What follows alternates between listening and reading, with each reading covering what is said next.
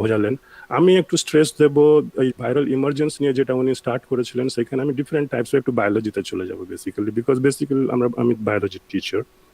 তো দেখা যাক, ইমার্জেন্স ডিফাইন করা হলো, what is emergence, virus emergence or infectious disease emergence যেটা বলা হয়, সেটা হলো যে appearance of a new or previously unrecognised viral infection K emergence বলা যেতে পারে। যেটা আগে কোনোদিন হয়নি, হঠাৎ করে হয়েছে, বা যেটা আনরিকগনাইজড ছিল, রয়ে গেছে, হঠাৎ করে জানা গেল যে ওটা ইমার্জেন্স। এবং রি ইমার্জেন্স বলে একটি কথা আছে, যেটাও প্রায় কাছাকাছি ইমার্জেন্সের মধ্যেই, কিন্তু রি ইমার্জেন্স মানে যেই ভাইরাসটা অলরেডি একবার ইমার্জ করে, বাট সামহাও সেটাকে কন্টেন করে দেওয়া গেছে, but again it has resurgence and again it has appeared, because that is what it is called re-emerging viruses or re-emerging infectious diseases। এর মধ্যে টিবি, টিউবারকুলোসিস যখন, ওটাকেও বলা যেতে পারে, যখন ড্রাগ রেজিস্ট্যান্সের পরে আবার রিল্যাপস করে। মিজল ভাইরাস অনেক সময় কন্ট্রোল করে দেওয়া হয়েছে অনেকবার, এবং তারপরে মাঝে মাঝে দেখা যায় ইনফ্লুয়েঞ্জা ভাইরাসের কিছু কিছু স্ট্রেন অলরেডি কন্টেন হয়ে গেছে। যেমন H1N1 এর কথা যদি বলা হয়, মাঝে মাঝে 1918 পর 1950s পর্যন্ত ছিল, তারপরে ওটা সাবডিউড হয়ে গেছিল, কিন্তু হঠাৎ করে আবার 2009-এ এবং আরো মাঝে মাঝে দেখা গেছে বার্ড ফ্লু, যেটাকে আমরা বলি H5N1, H1N1 এটসেট্রা। তো বিভিন্ন রকম ভাইরাসেস ইমার্জ করেছে, যেমন ইবোলা ভাইরাস, মারবার্গ ভাইরাস, আপনার নিপা এন্ড হ্যান্ডা ভাইরাস, অনেক রকম নাম আছে, জুনিন, মাচুপো, গুনারেটো এটসেট্রা, অনেক রকম মার্স, তারপরে আপনার সার্স, HIV, ডেঙ্গু, এগুলো সবই, জিকা, এগুলো সবই হচ্ছে ইমার্জিং ভাইরাসের মধ্যে পড়ে। বেশিরভাগই ভাইরাসের ইমার্জেন্সি হয়। তো ইমার্জিং ভাইরাসেস কিছু নতুন ব্যাপার নয় হিস্টোরিক্যালি, বিকজ ভাইরাসেস সম্বন্ধে আমরা জানা ঠিক আরম্ভ করলাম আজ থেকে 130 বছর আগে, মানে 1892 আপনারা ধরতে পারেন, যখন ডিমিট্রি ইভানোস্কি বলে একজন রাশিয়ান সায়েন্টিস্ট প্রথমবার টোব্যাকো মোজাইক ভাইরাস, TMV, ওইটাকে উনি, যদিও উনি নামকরণ উনি করেননি, বা ভাইরাস কথাটাও তখন, ভাইরাসের মানে কি তখন জানা ছিল না, but he was the first person to identify some kind of thing which is smaller than bacteria. 1892-তে যাওয়া যেতে পারে। তারপর 1898-এ বেজিং এর কথা আছে। তো বেশি পুরনো নয় যে মডার্ন ইয়েতে। ওই জন্য 1918-এ যখন ফার্স্ট বার ইনফ্লুয়েঞ্জা হয়েছিল, তখন মানুষ ভাবলো এটা বোধহয় ব্যাকটেরিয়াল ডিজিজ কিছু হবে, বিকজ তখনও খুব একটা এস্টাবলিশ হয়নি যে ভাইরাস কি। ওকে, তো ইলেকট্রন মাইক্রোস্কোপ আসেনি। ইলেকট্রন মাইক্রোস্কোপ এলো 1932-তে, নলেন রুস্কা যখন আবিষ্কার করলেন। না তখন আপনার সেন্ট্রিফিউগেস যন্ত্র এসেছে, যার ফলে আপনি সেন্ট্রিফিউজ করে সেপারেট করতে পারবেন। তো এই জিনিসগুলো, ক্রিস্টালোগ্রাফি ডেভেলপ করেনি। ক্রিস্টালোগ্রাফি ডেভেলপ করলো 1930s-এ, যার ফলে 1935-এ স্ট্যানলি ওই টোব্যাকো, TMB এবং ব্যাকটেরিওফাজকে ক্রিস্টালাইজ করে স্ট্রাকচারের সম্বন্ধে অনেক কিছু বলতে পারলেন। তো দেখা যাচ্ছে যে হিস্টোরিক্যালি এই একটা হাইরোগ্লিফ রয়েছে, যেখানে 3700 বিফোর ক্রাইস্ট একটা পোলিও একজন প্রিস্টের এখানে, যার নাম ছিল রোমা, ইজিপসিয়ান প্রিস্ট, তার এখানে একটা হাইরোগ্লিফ, একটা ছবি রয়েছে। তার মানে তার পোলিও, পাতে দেখা যাচ্ছে যে পোলিও হয়েছে, তার মানে পোলিও তখন ছিল। তেমনি 1200 BC-তে, বিফোর ক্রাইস্ট, এই একটা অ্যান্টিক বাস রয়েছে, তার উপরে যে হেক্টরের ছবি রয়েছে, এনাকে দেখানো হয়েছে এনার র্যাবিজ হয়েছিল। এটা হোমার নিজের বইয়েতে, দ্য ইলিয়াড বইয়েতে এনার কথা বলেছেন। তো আগের যুগে অনেকবার এটা হয়েছে, এবং যদি হিস্টোরিক্যালি পেছনে যাওয়া যায়, তো এই গ্রাফটা শো করছে যে মানুষ বিভিন্ন রকম স্টেজ দিয়ে পেরিয়ে এসছে। যদি আমরা তাদের মানুষের 12,000 বছর পুরনো ইতিহাস বা আরো 15,000 বছর পুরনো ইতিহাসে যায়, যখন থেকে হিউম্যান সিভিলাইজেশন মোটামুটি শুরু হলো হোমোসেপিয়েন্সের, তো দেখা যাচ্ছে যে মানুষ প্রথমে যখন ওল্ড স্টোন এজে ছিল, যখন হান্টার গ্যাদারার্স লাইফস্টাইল ছিল মানুষের, তখন মানুষ ছড়িয়ে ছিটিয়ে ছিল, পপুলেশন ডেন্সিটি ভীষণ ভীষণ লো ছিল। তখন যে ভাইরাসেস গুলো ইমার্জ করেছিল বা ছিল মানুষের পপুলেশনে, হিউম্যান পপুলেশনে, those were papilloma virus, herpes virus, hepatitis C বা রিট্রো ভাইরাসেস ছিল। ইনফেকশাস ভাইরাসেস যেগুলোর কন্টাজিয়াসনেস বেশি আছে, তারা ছিল না। বেশিরভাগগুলো পারসিস্টেন্ট ভাইরাস, যারা একটা মানুষের মধ্যে বহুদিন থেকে যায়, হোল লাইফও থেকে যেতে পারে। ওই ধরনের ভাইরাস তখন ছিল, কারণ কি ম্যান টু ম্যান কন্ট্যাক্ট তখন অত বেশি ছিল না, পপুলেশন ডেন্সিটি লো ছিল। যখন মানুষ প্রথমবার এগ্রিকালচারাল লাইফস্টাইল শুরু করে মেবি অ্যাবাউট 10,000 ইয়ার্স এগো, তখন মানুষ কলোনাইজ করতে শুরু করে এবং তারপরে মানুষের পপুলেশন ধীরে ধীরে ধীরে ধীরে ধীরে ইনক্রিজ করতে করতে আজ জানি আমরা কিভাবে লাস্ট সেঞ্চুরিতে হঠাৎ করে পপুলেশন এক্সপ্লোশন হয়ে গিয়েছে। তো তখন প্রথমবার হয়তো ভাইরাল ইমার্জেন্স দেখা গিয়েছিল। এই লাইনটা ভাইরাস ইমার্জেন্সকে শো করছে, এবং মাঝে মাঝে এই ভাইরাল ইমার্জেন্স গুলো অনেকটা প্যান্ডেমিক স্কেল নিয়ে নিয়েছে। আমরা জানি যে ওই আপনার 1500, 1400, 1500, 1600 সেঞ্চুরিতে প্লেগও অনেকটা বেশি রোল প্লে করতো। প্লেগ হচ্ছে ব্যাকটেরিয়াল ডিজিজ, যদিও ইয়ারসিনিয়া পেস্টিস থেকে হয়, কিন্তু এই সব পিরিয়ডে অনেকবারই আপনার ডেঙ্গু এসেছে, মিজলস এসছে, মামস এসছে, এগুলো এই ভাইরাসেসগুলো, ইনফ্লুয়েঞ্জাও এসেছে, স্মল পক্সের হিস্ট্রি আবার 4000 ইয়ার্স ওল্ড, কিন্তু স্মল পক্স এই সময়টা ভেরি প্রিভ্যালেন্ট ছিল। সেই জন্য আমরা এডওয়ার্ড জেনারের কথা জানি 1780-এ উনি প্রথমবার ভ্যাকসিন, যেটা লাইভ ভ্যাকসিন ইউজ করেছিলেন, স্মল পক্সের এগেনস্টেই ছিল সেটা। এবং এইচআইভির ইরাপশন আমরা এই লাস্ট সেঞ্চুরিতে দেখলাম যে কিভাবে চিম্প্যাঞ্জি থেকে জাম্প আউট করে ইমার্জেন্স হয়েছে, এন্ড করোনা ভাইরাসের ইতিহাসটাও আমাদের জানাই রয়েছে। তো এইভাবে ভাইরাল ইমার্জেন্স মাঝে মাঝে হয়েছে। প্রথমবার ইমার্জেন্স হয়তো 10,000 বছর আগে হয়েছিল। ব্যাকটেরিয়াল ইমার্জেন্স প্যারালালি কিন্তু আগের থেকেই ছিল, এবং এটা এখন অনেকটাই কন্টেন হয়ে গেছে because of the medical development, antibiotics এর জন্য মেনলি। তো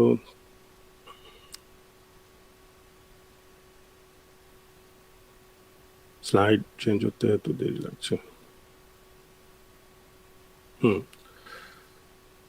So, what is the overriding factors that drive the emergence of these viruses? কি জন্য এই ইমার্জেন্সটা হয়? তো ইমার্জেন্স হয় যেটাকে বলে জুনোটিক অরিজিনের জন্য। জুনোসিস মানে হচ্ছে যে transmission of the disease or virus or any other infectious agent from vertebrate animals to human. This is called zoonosis. তো this SARS-CoV-2 zoonosis এর কারণে হয়েছে বলে বলা হচ্ছে। If this is followed by human to human transmission, further it will be called an outbreak, and যদি এটা continent two continent হয়ে যায় তখন প্যান্ডেমিক স্কেলে চলে যায়। জুনোসিস কিভাবে হয়? Zoonosis occurs by the help of a phenomena called cross species spillover, মানে ওইখান থেকে স্পিল করে যায় অ্যাজ ভাইরাসটা, এবং প্রথমে এপিজোটিক স্পিল হয়, মানে অ্যানিমাল টু অ্যানিমাল হতে থাকে। তারপর হঠাৎ করে মানুষ যখন কোনো কারণে তাদের কন্ট্যাক্টে চলে আসে, তো ওই ক্রস স্পিসিস, মানে স্পিসিস ক্রস করে গিয়ে মানুষের শরীরে সেটা প্রবেশ করে যায়। জিনিসটা ভীষণ ইন্টারেস্টিং। এইটাকেই বলে ক্রস স্পিসিস স্পিল ওভার। এইটা হচ্ছে SARS-CoV-2 এর ছবি, যেখানে আমরা দেখতে পাচ্ছি এটা SARS-CoV-2 এর ব্যাপার। এর আগে যে SARS-CoV-1, যেটা 2002 বা 3 সালে হয়েছিল, মার্স হয়েছিল, প্রত্যেকটাই জুনোটিক ইভেন্ট। এটাই লেটেস্টটা হচ্ছে SARS-CoV-2, যেখানে আমরা দেখি সবেতেই ব্যাট হচ্ছে এক ধরনের বাদুড়, সেটা হচ্ছে এদের প্রাইমারি হোস্ট আর কি, বেসিক্যালি রিজার্ভার হোস্ট বলতে পারি যেটাকে। সেইখান থেকে একটা ইন্টারমিডিয়েট রিজার্ভার হোস্টের মধ্যে এটা এপিজোটিক ট্রান্সমিশন হয়েছে। ইন কেস অফ SARS-CoV-1 এটা ছিল, সরি,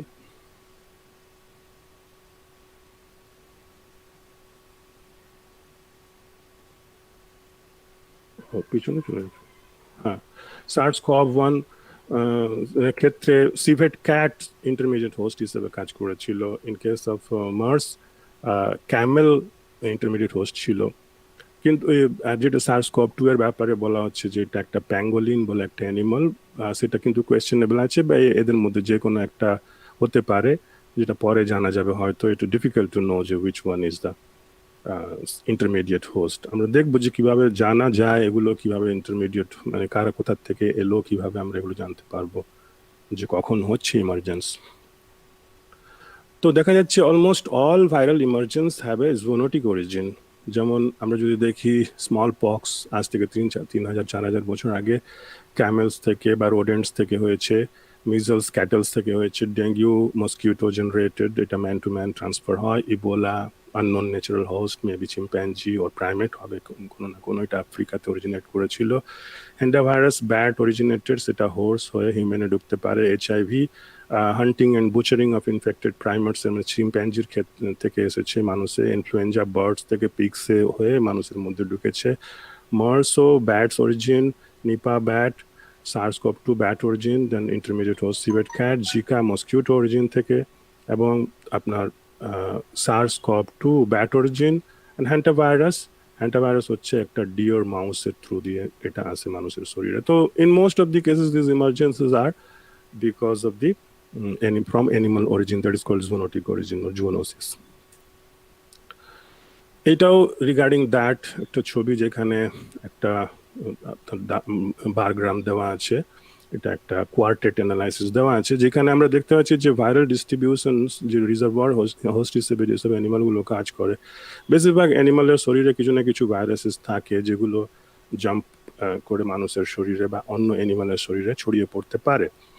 তো এর মধ্যে সবচেয়ে বেশি ব্যাট, তারপরে মাঙ্কি বা চিম্প্যাঞ্জি এপ গ্রুপটা সেটা, তারপর রোডেন্টস অ্যান্ড ক্যাটস, এই গ্রুপটাতে মেজরিটি অফ কেসেসে প্রচুর বেশি ভাইরাসেস এদের শরীরে রয়েছে, যেগুলো কোনো এক সময় ওইখান থেকে বেরিয়ে এসে ইমার্জেন্ট হয়ে যেতে পারে অ্যান্ড ডেঞ্জারাস রূপ নিয়ে নিতে পারে, যেটা আমরা দেখতে পাচ্ছি। এর আগে তো আমরা এইসব নিয়ে কোনোদিন আলোচনা করিনি, অতটা সিরিয়াস নিইনি। এবার আমি ব্যাটের উপর একটু লিটল বিট কনসেন্ট্রেট করছি, কারণ ব্যাট হচ্ছে সবচেয়ে বেশি রিজার্ভয়ার হিসেবে, ব্যাট সবচেয়ে বেশি সুটেবল। কেন? এটা দেখা যাচ্ছে বেশিরভাগ rabies, Ebola, Marburg, middle east respiratory, severe acute respiratory, encephalitis and মিনাঙ্গল, এগুলো সমস্ত ভাইরাসেস, এগুলো হোস্ট, রিজার্ভয়ার হোস্ট হচ্ছে কোনো না কোনো টাইপের, কোনো না কোনো স্পিসিস অফ ব্যাট। তো কেন ব্যাট এত বেশি ভাইরাসেস কে হোস্ট করে? তো দেখা গেছে ব্যাটের লাইফ স্প্যান কিন্তু about 40 years, which is quite high in terms of its, because এর মেটাবলিক রেট ভীষণ হাই, একে ফ্লাই করতে হয়, তো মেটাবলিক রেট ভীষণ হাই।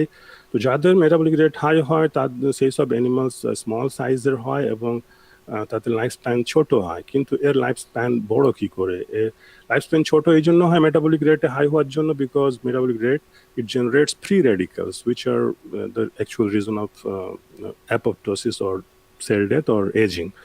তো ব্যাট কিভাবে এটা কন্ট্রোল করে? Bats reduce free radical stress by controlling inflammation. Bat has a robust immune system, or in fact ব্যাটেদের মধ্যে constitutive expression of interferon alpha, এইটা ইন্টারফেরন, এটা আমাদের শরীরে তখন হয় যখন ভাইরাল ইনফেকশন হয়। এদের ভাইরাল ইনফেকশন ছাড়াই এমনি নর্মাল কনস্টিটিউটিভলি এক্সপ্রেস হতে থাকে। তার মানে ওদের শরীরে অলরেডি একটা অ্যান্টিভাইরাল সিস্টেম চলছে, তো ভাইরাস থাকা ওইখানে উচিত নয় ইনফ্যাক্ট, কিন্তু এটা অ্যান্টি ইনফ্লামেটরি হয়, যার ফলে কি হয়, ওদের disease develop, damage tissue damage হয় না। তো সেই জন্য উইদাউট ডেভেলপিং ডিজিজ তারা ভাইরাসকে হোস্ট করতে পারে। অ্যান্ড যেখানে খুব কঠিন immune system, robust immune system রয়েছে, it facilitates the establishment of a certain kind of virus, rapidly propagated and virulent strains of virus. That's what that has been seen that এদের মধ্যে যখন immune system strong হয় তখন virus তাড়াতাড়ি life সাইকেলটা complete করে আরেকটা নেক্সট হোস্টে ঢুকে যাওয়ার চেষ্টা করে। তো এবং সেইটাকেই বলা হয় ভিরুলেন্সি, যে ওর ইনফেক্টিভ ক্যাপাসিটি কত আছে, কন্টেজিয়াসনেস কত আছে। তো ভাইরাসের মধ্যে এই কারণে rapidly transmitting viruses that have evolved with bat immune system will likely cause enhanced virulence following emergence into secondary hosts with divergent immune system. এরা যদি মানুষের মধ্যে, যেখানে ইমিউন সিস্টেম আলাদা, সেখানে যদি ঢোকে, তাহলে এরা কিন্তু ডিভাস্টেটিং রোল প্লে করতে পারে, because they are very very virulent. তো এবারে আসা যাক যে জুনোসিস হওয়ার কারণ কি কি আছে। দেখা যাচ্ছে যে আমরা যদি এটাকে একটু রেস্ট্রিক্ট করি, তো তিনটে factor, the probability of zoonotic spillover, যেটাকে বলা হয়, আই মিন যে অ্যানিমাল থেকে হিউম্যান বিং এ স্পিল ওভার হয়ে যাওয়া, determined by interactions of three factors. কি? Disease dynamic in the reservoir hosts, reservoir হোস্টের মধ্যে কিভাবে ভাইরাল ডাইনামিক কিরকম রয়েছে, প্যাথোজেন এক্সপোজার, যে মানুষ তার সাথে এক্সপোজড হয়ে যাচ্ছে এই অ্যানিমালগুলোর কাছাকাছি এসে, সেটা একটা ফ্যাক্টর। আর উইদিন হিউম্যান, যেটাকে ইন্ট্রিনসিক ফ্যাক্টর বলতে পারেন, যে মানুষের ভেতরে ভাইরাসটা এসে স্ট্যাবলিশ হবে কি হবে না, সেটাও একটা ফ্যাক্টর। তো এই তিনটে ফ্যাক্টর গভর্ন করে যে জুনোসিস বা স্পিল ওভার এই ঘটনাটা ঘটবে কিনা। তো দেখা যাচ্ছে যে এই তিনটে ফ্যাক্টরকে যদি আমরা একটু অ্যানালাইজ করি, তো তিনটে ধাপে ঘটনাটা ঘটে। প্রথম হচ্ছে যেটা প্যাথোজেন প্রেসার কাজ করে, যে রিজার্ভয়ারের মধ্যে রিজার্ভয়ার হোস্ট যেটা, তাদের ডিস্ট্রিবিউশন কিরকম, তার ডেন্সিটি কিরকম, বা ওর মধ্যে যে ইনফেকশনটা রয়েছে তার প্রিভ্যালেন্স কিরকম, intensity of that infection within the reservoir host সেটা কিরকম। এইগুলো হচ্ছে these are the pathogen pressure. যদি এগুলো ঠিক অ্যাপ্রোপ্রিয়েট হয়, কোনটা অ্যাপ্রোপ্রিয়েট কন্ডিশন, সেটা আমরা দেখব যে এই বিভিন্ন অপটিমাম স্টেজেস এগুলো যে অ্যাচিভ হতে পারে, সেটা বিভিন্ন রকম হতে পারে। সেটা প্রত্যেকটি ভাইরাসের ক্ষেত্রে একটু একটু আলাদা হতে পারে, কিন্তু কিছু কিছু জিনিস যেমন ডেন্সিটি অফ রিজার্ভয়ার হোস্ট, এটা খুব গুরুত্বপূর্ণ ফ্যাক্টর। ডিস্ট্রিবিউশন অবশ্যই, যদি ওই হোস্টটা চারিদিকে ডিস্ট্রিবিউটেড রয়েছে বিভিন্ন ফরেস্টে, যেটা ওদের হ্যাবিটেট সেখানে, এবং মানুষ বেশি বেশি কন্ট্যাক্টে আসছে, তো চান্সেস অফ ইমার্জেন্স বেশি থাকবে। তেমনি density of a particular host is also very very crucial. তার মানে প্রিভ্যালেন্স অফ ওদের মধ্যে রয়েছে কিনা ভাইরাসটা, এবং রয়েছে তো কতটা ভিরুলেন্ট ফর্মে রয়েছে, সেটা ইম্পর্টেন্ট। And of course intensity. তো এইগুলো প্রথম হলো, এরা প্যাথোজেন প্রেসার ক্রিয়েট করছে স্পিল ওভার ফেনোমেনার জন্য। দেন হচ্ছে যে রুটস, কিভাবে এই ভাইরাসটা কোন কোন পাথওয়ে দিয়ে মানুষের মধ্যে আসতে পারে, সেটা হলো এক্সক্রিটরি পাথওয়ে, যেটা ওদের শেডিং রেট, যেটা বলছিলেন ডক্টর শীর্ষেন্দু, যে ভাইরাল শেডিং একটা, যখন উনি ইনকিউবেশন পিরিয়ডের পর শেডিং রেটের কথা বলছিলেন। তো রিজার্ভার হোস্ট থেকেও শেড হচ্ছে, বিভিন্ন ফর্মে হচ্ছে, সেটা হিউম্যান বিংয়ে চলে আসতে পারে, স্লটারিং এর ফলে চলে আসতে পারে। এগুলো বিশেষ করে যেই ভাইরাসগুলো, যেগুলো হিমোরাজিক ভাইরাস, যেটা বডি ফ্লুইড থেকে কন্ট্যাক্টে আসে, তারা স্লটারিং এর ফলে আসতে পারে। ভেক্টর বোর্ন ভাইরাসেস আছে, যেগুলো বিভিন্ন রকম ইনসেক্ট ব্যাকটেরিয়ার মাধ্যমে শরীরে প্রবেশ করতে পারে। প্রবেশ করার পর ইনফেকশন হবে কি না, প্রবাবিলিটি অফ ইনফেকশন ডিপেন্ড করে যে হোস্টে ঢুকেই যে সেই ভাইরাসটা এস্টাবলিশ হয়ে যাবে, that is not essential. Otherwise এই ঘটনাগুলো খুব ঘন ঘন ঘটতো, কিন্তু ততটাও ফ্রিকুয়েন্ট নয়, তবুও অনেকটাই ফ্রিকুয়েন্ট। তো প্রথম হচ্ছে স্ট্রাকচারাল ব্যারিয়ার কাজ করে, দেন আবার ইনেট ইমিউন রেসপন্স সেটাকে আটকে দেওয়ার কাজ করে, এবং মলিকুলার কম্প্যাটিবিলিটি, মানে এটাই রিসার্চের একটা দিক, প্রেডিকশনের দিক হতে পারে, যে molecular compatibility means at the DNA level or at the protein level সিকোয়েন্সের ম্যাচিং অ্যান্ড কম্প্যাটিবিলিটির ব্যাপার আছে, যে প্যাথোজেনের সিকোয়েন্সটা কেন প্রিফারেবলি পার্টিকুলার হিউম্যান বিং এর সিকোয়েন্সের সাথে, বা তাহলে সব ভাইরাসগুলো কেন পাচ্ছে না, কেন কোনো স্পেসিফিক ভাইরাসেসটাই এন্টার করতে পারছে। There must be molecular compatibility.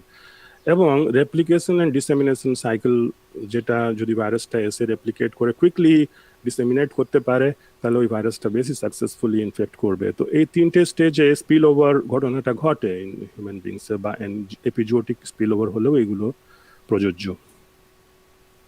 তো যেটা বলছিলাম, যে এই ফ্যাক্টরগুলো তিনটে, যেটা বলা হলো রিজার্ভয়ার রিলেটেড, যে প্যাথোজেন প্রেসার, তারপর তার রুট, এবং then establishment in the human population, এইটা ভীষণ অনেকগুলো বটল নেক্স রয়েছে। যখন সমস্ত ফ্যাক্টরসগুলো একটা লাইনে অ্যালাইন, মানে অ্যাপ্রোপ্রিয়েট হয় এবং অ্যালাইনড হয়ে যায়, তখনই এই স্পিল ওভার ফেনোমেনাটা হয়। মানে যখন একটা প্রপার অ্যাপ্রোপ্রিয়েট ডেন্সিটি রয়েছে, এবং মানুষ কন্ট্যাক্টে ঠিকঠাক, মানে একটা ভাইরাল রুট তৈরি হচ্ছে, এবং সাসেপ্টেবল হিউম্যান বিং রয়েছে যার মধ্যে ভাইরাসটা এস্টাবলিশ হতে পারে, এই সব ফ্যাক্টরগুলো যখন অ্যালাইনড হয়ে যায়, তখনই এই ভাইরাল স্পিল ওভারটা হয়। Otherwise it is rare phenomena. There are many bottle next. আমাদের ওই বটল নেক্সগুলোকে জানা উচিত to control this viruses at epidemiological level, at ecological level. That will be the best idea.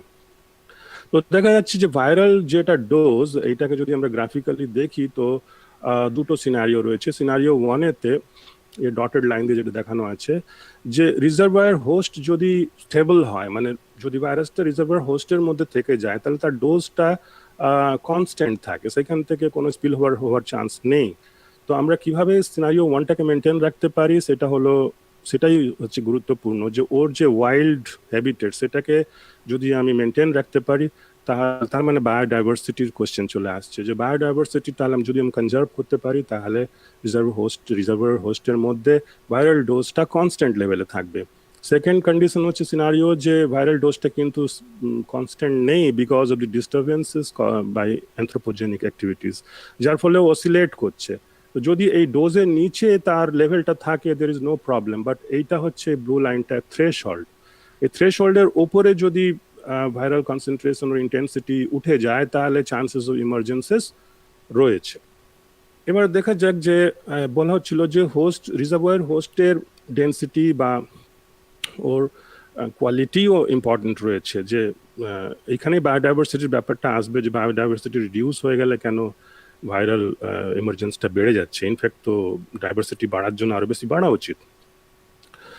তো হোস্টরা ভ্যারি করে in the quality of the Parasite. সমস্ত হোস্টে কিন্তু একটা main রিজার্ভয়ার host আছে, সেখান থেকে যে প্যারালাল আরো অন্যান্য হোস্ট যখন ছড়াচ্ছে, they are not the preferable host for the virus, may not be or may be. ওদের মধ্যে কোনো একটা দুটো হোস্ট বেশি গুরুত্বপূর্ণ ভাইরাসের মোর ভিরুলেন্ট ফর্ম অ্যাচিভ করার জন্য।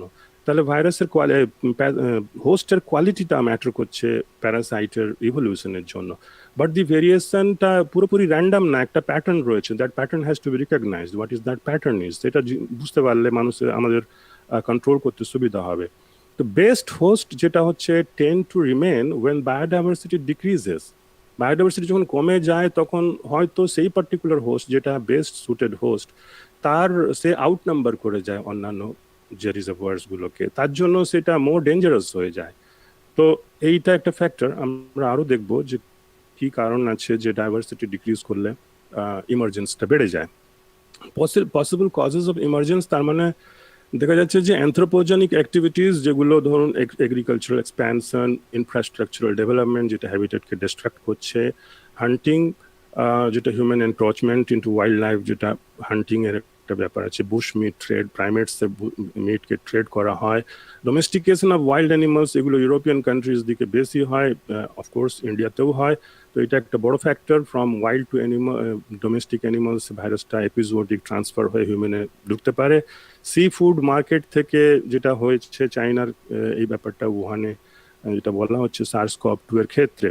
আর মস্ত বড় কারণ হচ্ছে গ্লোবাল ট্রাভেল, যেটা অনেক এক্সেসিভলি বেড়ে গেছে, শিপমেন্ট অ্যান্ড এরিয়াল ট্রাভেল, যার ফলে ভাইরাসটা প্যান্ডেমিক হওয়ার চান্স থেকে যাচ্ছে, একটা জায়গা থেকে আরেকটা জায়গায় ছড়ানোর চান্স থেকে যাচ্ছে। এইখানে দুটো ছবি দেওয়া আছে যেটা আলোচনা হচ্ছিল, এই ছবিটা অন্য ফিট হতো হয়তো, কিন্তু জায়গা ছিল না বলে এখানে লাগালাম। সেটা হলো এখানে দেখেন নিপা ভাইরাসের যে কেরালাতে যেটা লাস্ট 2015 প্রবাবলি তখন যেটা ছড়িয়েছিল, এখানে দেখা যাচ্ছে এটা তাল গাছের সাথে মানে ডেট পামের জুস যখন ওই যেটাকে তাড়ি বলা হয় সেটা যখন এক্সট্র্যাক্ট করা হয় তখন কিন্তু রাত্রেবেলা ওর মধ্যে ব্যাট এসে খেতে পারে এবং তার মধ্যে ডেফিকেট বা ইউরিনেট করতে পারে, যেটা যখন মানুষ কনজিউম করবে সেখান থেকে ভাইরাল ইনফেকশন হওয়ার চান্সেস থাকে, এবং সেটাই হয়েছিল। এবং ভাইরাস তারপরে ব্যাটসরা অন্যান্য ফ্রুটসও খায়, সেখান থেকেও ফ্রুটস থেকে এই আপনার নিপা ভাইরাসের ইনফেকশন ইমার্জেন্সটা হয়েছিল ইন কেরালা। হ্যান্টা ভাইরাসের ক্ষেত্রে ইন্টারেস্টিং দেখা গেল যে 1993-তে এটা আমেরিকার একটা জায়গাতে এটা ইরাপ্ট হয়েছিল। সেখানে এটা একটা ডিয়ার মাউস থেকে হয়েছিল। ডিয়ার মাউসের সংখ্যা হঠাৎ করে বেড়ে গেছিল, এক ধরনের ওইখানে এগ্রিকালচারাল প্রোডাক্ট আছে একটা নাট, যেটার উৎপাদন বেড়ে গেছিল, যার ফলে ডিয়ার নাটসরা সেটা খায়, ডিয়ার মাউসরা সেই নাটসটা খায়, এবং এদের পপুলেশনে হঠাৎ করে ইনক্রিজ হয়ে যাবার ফলে এবং তা কিভাবে ছড়ায়, এরা ইউরিনেট বা ডেফিকেট করে, সেগুলো এরোসোলাইজেশন হয়ে গিয়ে মানুষ ইনহেল করে এবং দেন রেসপিরেটরি সিনড্রোমস ডেভেলপ করে যায়, এবং that was the thing about antivirus. So this are the way. যেটা জুনোটিক হওয়ার জন্য বা ইমার্জেন্স হওয়ার জন্য যেসব কারণগুলো, সেই সব কারণগুলোই biodiversity lossের কারণ অ্যাকচুয়ালি বলতে গেলে। Human is the main factor, anthropogenic activity and human population explosion. This is the main factor that controls almost everything. Decrease in the diversity, species overexploitation, domestication, trading food. Pollution causes climate change. Climate change এর জন্য অনেক species loss, extinction এগুলো সবই factor. In last 50 years, 3 lakh species have been lost due to extinction.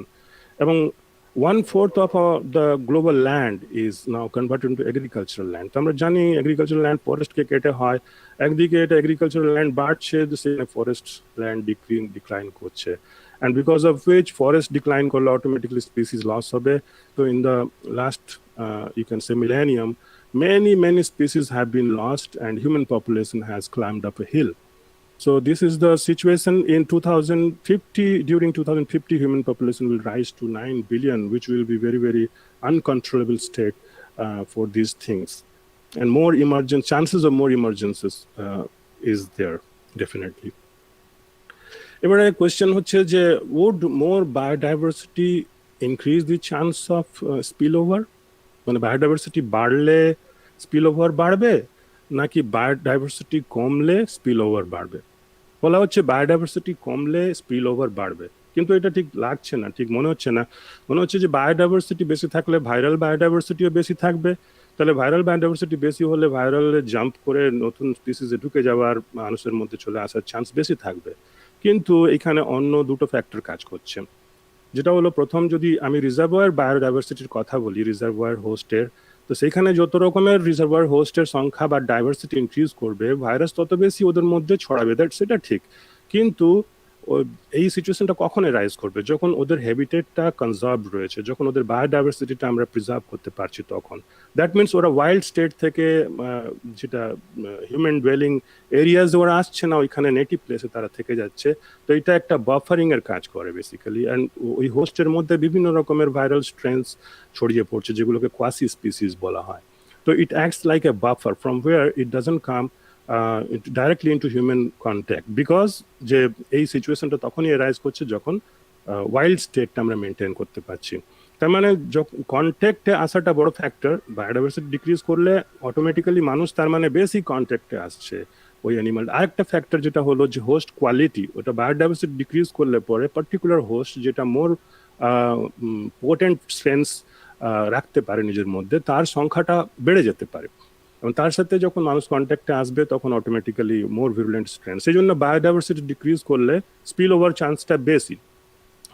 কিন্তু spill over হলে কি ভাইরাসটার যে diversity আছে সেটা কতটা গুরুত্বপূর্ণ?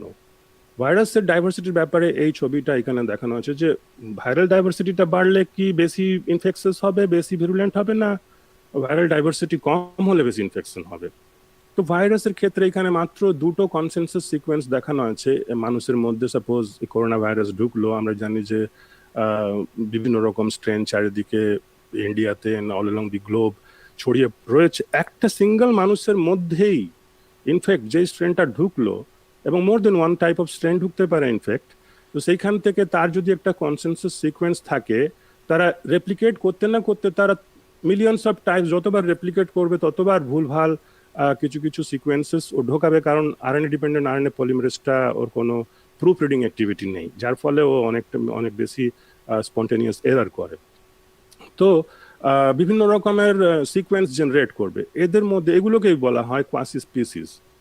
এবং দু তিনটি ঘটনা ঘটে যেটা ভাইরাসের মধ্যে, যেটা ওদের এটা বলছি আমি স্টুডেন্টদের জন্য মেনলি বলছি, যে অ্যান্টিজেনিক শিফট আর অ্যান্টিজেনিক ড্রিফট। অ্যান্টিজেনিক শিফট ব্যাপারটা হচ্ছে যে খুব বেশি চেঞ্জ হলে পরে অ্যান্টিজেনিক শিফট বলা হয়, যেটা দুভাবে হতে পারে, এক হলো রিকম্বিনেশন হয়ে হতে পারে, এই দুটো কোয়াসি স্পিসিসের যে জিনোমস তাদের মধ্যে রিকম্বিনেশন হয়ে জেনারেট হতে পারে। আবার কিছু ভাইরাস, যেমন ইনফ্লুয়েঞ্জা ভাইরাসের ক্ষেত্রে যে জিনোমটা রয়েছে তার 8টা সেগমেন্ট রয়েছে, সেই ক্ষেত্রে ওই 8টা segment of genome they may reassort among themselves, নতুন স্ট্রেন তৈরি করতে পারে।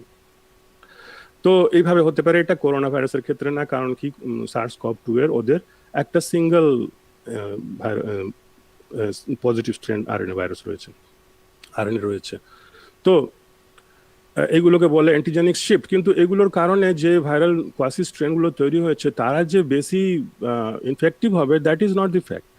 যখন শুধুমাত্র রেপ্লিকেশনের পরে যে এরারগুলো হয়, মিউটেশনগুলো ঘটে, বা অন্য কোনো মিউটাজেনিক এজেন্টের কারণে সিঙ্গেল নিউক্লিওটাইড চেঞ্জ ওর এডিশন ডিলিশন এটসেট্রা এগুলো হয়, সেগুলোকে অ্যান্টিজেনিক ড্রিফট বলা হয়। দেখা যাচ্ছে যে কনসেনসাস সিকোয়েন্সের পরে যেগুলো তৈরি হয়েছে তারা ইনফ্যাক্ট উইকার স্ট্রেনস, তারা অতটা বেশি স্ট্রঙ্গার না। কারণ কি, ইভলিউশনারি প্রেসারের কারণে ন্যাচারাল সিলেকশন তো আজ থেকে কাজ করছে না, বহু দিন ধরে কাজ করছে। তো তাদের কাছে যে অলরেডি এক্সিস্টিং যে সিকোয়েন্সটা রয়েছে, that has undergone a tremendous natural selection pressure, and সেটাই মোস্ট পোটেন্ট স্ট্রেন প্রবাবলি যখন প্রথমবার ছড়ায়, বা পরবর্তীকালে আরো এখান থেকে ডেফিনেটলি চান্সেস থাকবে, but that chance is very very narrow compare to the chance that will dilute it further.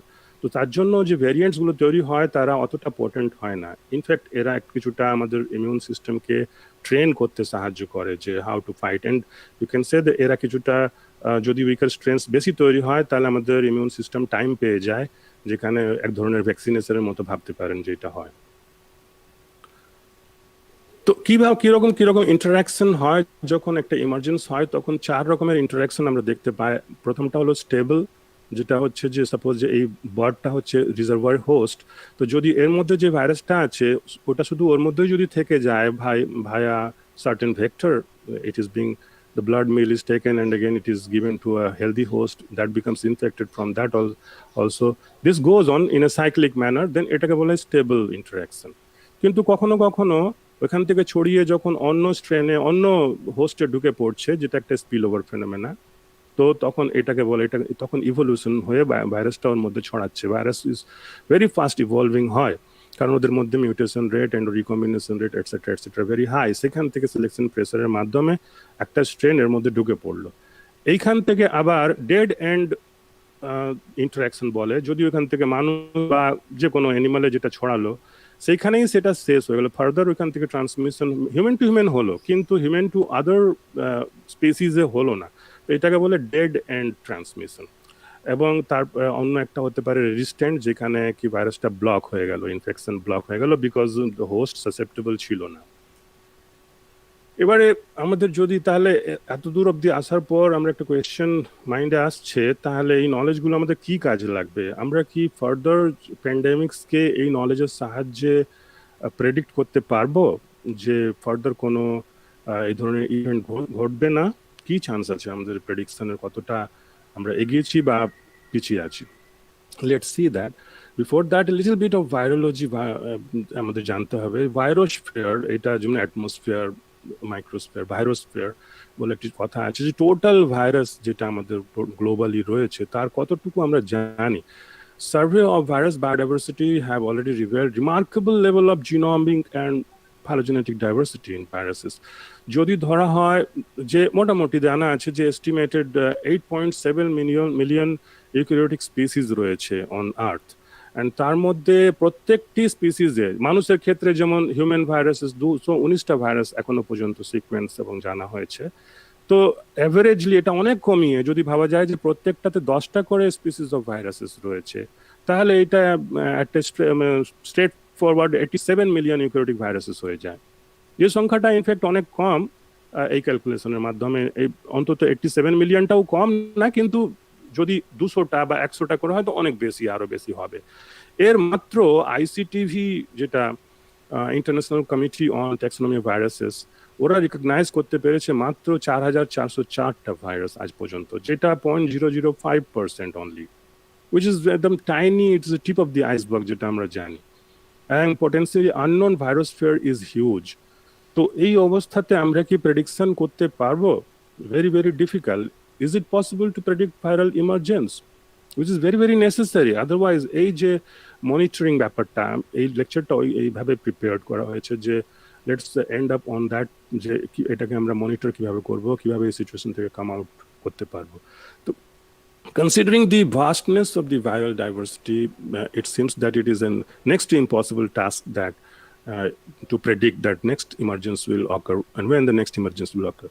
কুইম্যানের একটা বই আছে স্পিল ওভার, উনি 2013-এ লিখেছিলেন, যেখানে উনি প্রেডিক্ট করেছিলেন যে এই ধরনের করোনা ভাইরাস, পার্টিকুলারলি করোনা ভাইরাসের ব্যাপারে, যে বিভিন্ন, উনি অ্যাকচুয়ালি কোনো scientist non, he is an English author, but প্রায় 6-7 বছর ধরে বিভিন্ন সায়েন্টিস্টদের সাথে কথা বলে এই প্রেডিকশনে এসেছিলেন। সায়েন্টিস্ট ওয়ার সেইং দ্যাট এই ধরনের কোনো ভাইরাস কোনো এক সময়, either influenza or corona virus, might come out, and সেটা টাইম পিরিয়ডটা মোরলেস এই সময় বলা হয়েছিল, যে কারণ বিকজ 100 ইয়ার্স পর পর এই ঘটনাগুলো প্রায় ঘটে থাকে, সেই কারণে।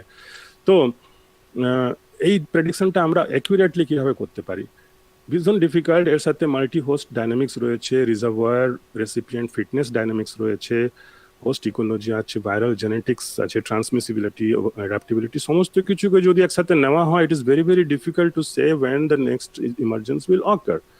But the good news is that the metagenomics এর জন্য 2016 সালে একটা গ্লোবাল ভাইরাম প্রজেক্ট তৈরি করা হয়েছে, স্টাবলিশ করা হয়েছে, যার কাজ হচ্ছে, the purpose of that is to sequence and characterize 99% of the zoonotic viruses, যেখান থেকে জুনোটিক ভাইরাস যেগুলো ছড়ায় আর কি, বেসিক্যালি নট অল ভাইরাস, ওদের একটু concentration. In fact viral, global viral genome মানে অল ভাইরাসেস, কিন্তু তার আগে when the thing is at the beginning, you cannot think of the whole thing, you have to start step by step. তো zoonotic viruses এর যদি sequence ওরা 99% জেনে নিতে পারে, তাহলে এইটা চান্স আছে যে অনেকটা প্রেডিক্টিবিলিটি, অ্যাকুরেসি ইন প্রেডিকশন আসতে পারে। কিভাবে আসতে পারে? তো দেখা যাচ্ছে যে রিজার্ভয়ার হোস্ট থেকে হিউম্যানে ঢোকার আগে, স্পিল ওভার হওয়ার সময় একটা ফল্ট লাইন অফ ইমার্জেন্স রয়েছে, মানে যেখানে মানুষ এই অ্যানিমালস গুলোর কন্ট্যাক্টে আসছে, হিউম্যান অ্যানিমাল ইন্টারফেস রয়েছে।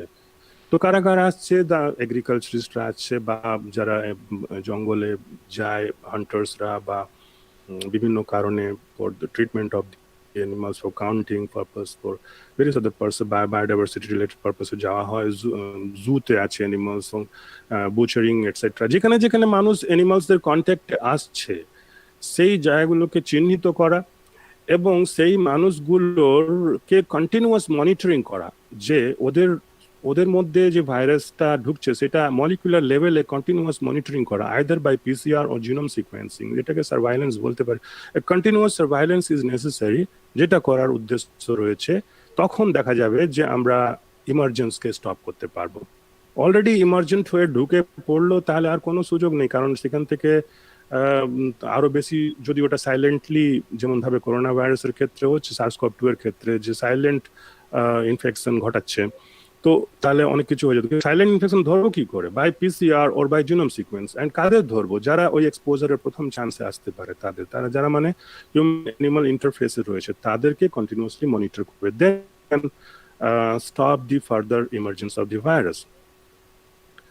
তো এইটাই ছিল। এখানে যদি আমি সামারাইজ করি টোটাল ব্যাপারটা, তাহলে আমরা কি জানতে পারলাম? যে infectious diseases from wild life have emerged at an increased pace within the last century and are likely to happen so in more frequent and intense scale if the population growth and landscape alterations continue to occur at this rate, at the current rate.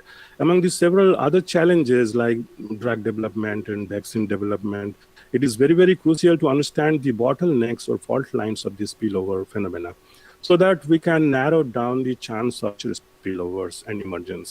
Need to rebuild, maintain our lost biodiversity if it is possible. So these infectious agents or diseases and their hosts can contend within the ecological niche, not only can protect us. We need to know our virome, viral genomes in a much elaborate way so that data interpretation and future pandemic predictions could be done accurately. A robust monitoring system should constantly work to identify possible emergence and super spreaders. So এগুলো বিভিন্ন references, যেখান থেকে আমি last 4-5 days তারও আগের থেকে পড়াশোনা করে কিছু এই ইনফরমেশনগুলো জেনারেট করেছি। আমি এন্ড করি। Thank you very much for your patient listening.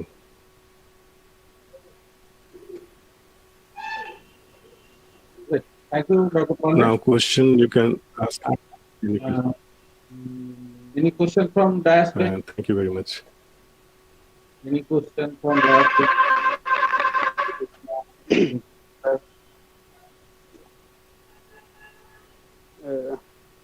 Sanjeev দা, শুনতে পাচ্ছ? এই যে লেস ভিরুলেন্ট স্ট্রেন ভাইরাস যেগুলো অ্যাপিয়ার করছে বা কন্টিনিউয়াস রেপ্লিকেশন বা পার্সন টু পার্সন ইনফেকশন, মানে যেটা লেকচারের মাঝে শুনলাম একটা জায়গায় পেলাম যে ইনিশিয়ালি যখন এসেছে সেটা যে much more virulent strain and then due to some fault, replication fault, etc., a less virulent strains actually coming within the populations. তো তো যদি ডিএনএ সরি এই ক্ষেত্রে আরএনএ সিকোয়েন্সিং বা ডিএনএ সিকোয়েন্সিং যার হুম। ক্ষেত্রে যেটা প্রযোজ্য ভাইরাল ডিজিজের হুম, হুম। ক্ষেত্রে, যদি সেটা সিকোয়েন্সিং এর মাধ্যমে জানা যায় যে this strain is less virulent, so that will be Hmm. good for us, that virus can be spread within our populations for immunization purpose, isn't it? So how it is possible? Is it possible? For ওটা তো example, possible, কিন্তু ওটা COVID-19. করার COVID-19 দরকার it নেই, is, কারণ হ্যাঁ, বুঝতে পেরেছি। তো দরকার এই কারণে ওটাই তো করা হয়, যখন ওই ইনঅ্যাক্টিভেটেড ভাইরাসেস যেগুলোকে দেওয়া হচ্ছে তাদের ওই ইনফেক্টিভিটিটা কমিয়ে দিয়ে ওদেরকে ওই লাইভ না দিয়ে ওদেরকে ইনঅ্যাক্টিভেট করে দিয়ে হিট কিল করে দিয়ে ইনফেক্ট করা হচ্ছে। তার মানে ওই ওই ধরনেরই হয়ে গেল ব্যাপার, যেগুলো ইনফেক্ট উইকার করানো হচ্ছে, সেটা বলি ইনফেক্ট করানো হচ্ছে, না, সেটা as a একবার ভ্যাকসিনে চলে গেল। এখন যেহেতু ওটা যদি হ্যাঁ, না এখন একটা ব্যাপার হচ্ছে, যদি ভ্যাকসিন রিয়েলি সেরকম করা যাবে কি যাবে না সেটাও খুব ক্লিয়ার নয়, কারণ যার ইমিউনিটি লং লাস্টিং করবে সেটা থেকেই ভ্যাকসিন, মানে সেই সমস্ত ডিজিজের জন্য, মানে যে সমস্ত অর্গানিজমের যেকে মানে ডিজিজটাকে লং লাস্টিং ইমিউনিটি ডেভেলপ করবে, আমার মনে হয় সেগুলোর ক্ষেত্রেই ভ্যাকসিনেশনটা করা সম্ভব হবে। এখন ফর Exactly. এক্সাম্পল এই COVID-19 দেয়ার আর সো মেনি রিপোর্টস যে second time or third time become infected. A person become infecting second time or third time within 2 or 3 months. So is it possible at that cases the vaccinations program or better হচ্ছে যে attenuated strain or less virulent strain population এর মধ্যে যদি spread করে, that is much more beneficial I think. বুঝলাম, ওগুলো হলো hard immunity যেটা তুমি বলছো, আর একদিকে হলো vaccination. Both are more or less similar things বলা যেতে পারে।